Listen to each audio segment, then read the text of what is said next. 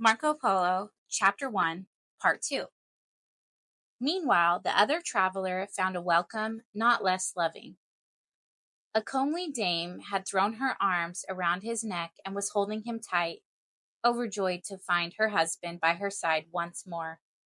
And two fair young girls, his daughters, were disputing with their mother his caresses. Then it came the turn of the other relatives and old friends of the wanderers to greet them and overwhelm them with endearments.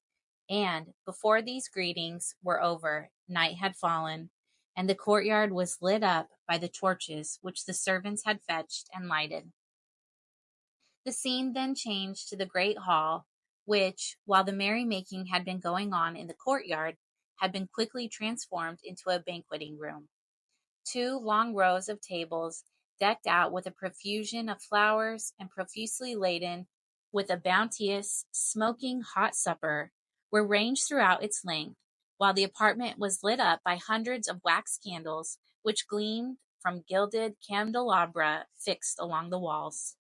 The servants, clad in the livery of the house, stood beside the tables, ready to serve the many guests who poured in and took their places, and waited till the two travelers reappeared. The latter had gone up to their chambers to enjoy a moment with their families in private, and to exchange their outlandish garments for their native costume.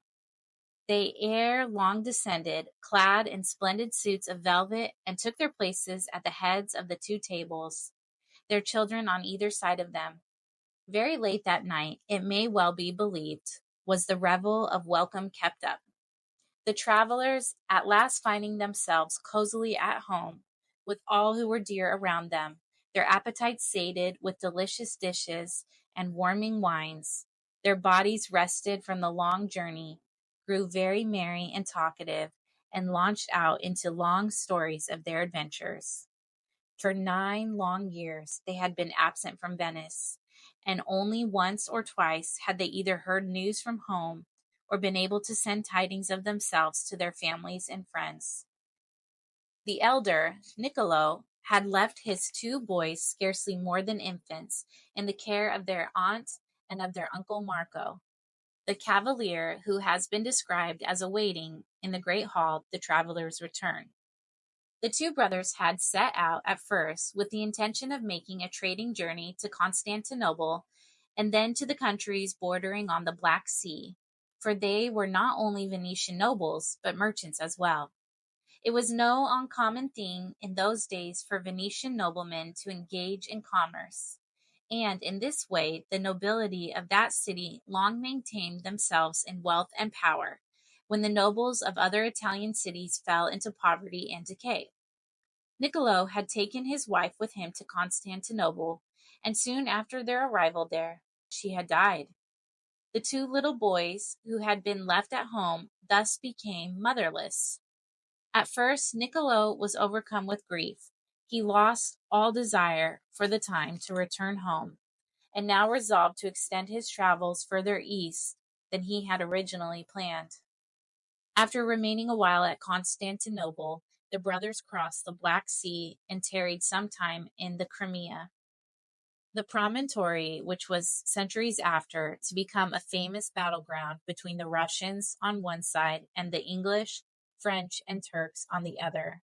While in the Crimea, they succeeded in making some profitable trading ventures, and they learned, moreover, that further east there were countries rich in goods and treasures, though warlike in temper and barbarous in customs. Niccolo finally persuaded his brother Maffeo to venture further and to join him in penetrating the remote countries of which they heard so much. They first ascended the great river Volga, which flows for so long a distance through the vast territory now comprised in the Russian Empire, and entered what is now called on the maps Central Asia. They stopped at Bokhara, then the seat of a rude and warlike court, but where they were well treated, then sped on their way still further east and continued their journey, pausing at the various Asiatic capitals, crossing now vast deserts, now bleak and lofty steeps, now lovely and luxuriant valleys, now dense and seemingly interminable forests, until they had found themselves among the curious, squint-eyed, pig-tailed, small-footed, ingenious race whom we now call the Chinese. Of course, their journey was far from rapid. They proceeded for the most part on horseback, although sometimes they perched themselves on the humps of camels or rode aloft on the broad backs of elephants. It took not only months but years to reach the limit of their journey. They were often delayed by savage Asiatic wars, which made further progress dangerous.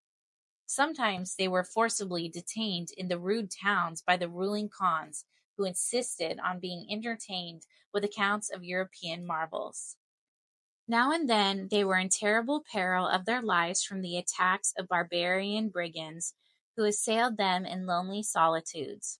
Meanwhile, they were able to observe the great riches which many of the Asiatic potentates displayed, the beautiful fabrics which Asiatic skill and taste and love of gorgeous colors could produce, the astonishing variety and luxuriance of the Oriental vegetation, and the many strange animals, birds, and reptiles which peopled the forests and had their lairs and nests in the deep, rank, overgrown jungles.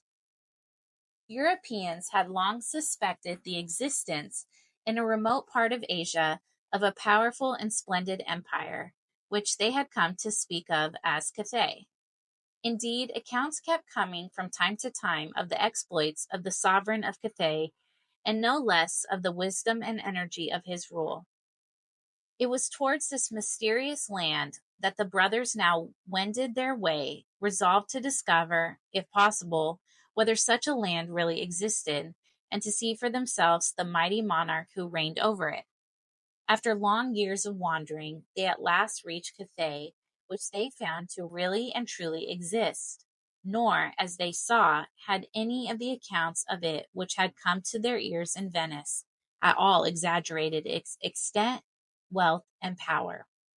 The monarch, they saw, was indeed a great and wise ruler, a man of far higher intelligence than the Asiatic princes they had before met, and a host who welcomed them with gracious hospitality and made them quite at home at his court.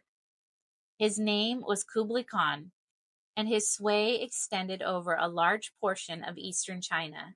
He was delighted with his Venetian guests, and plied them with questions about the continent from whence they came.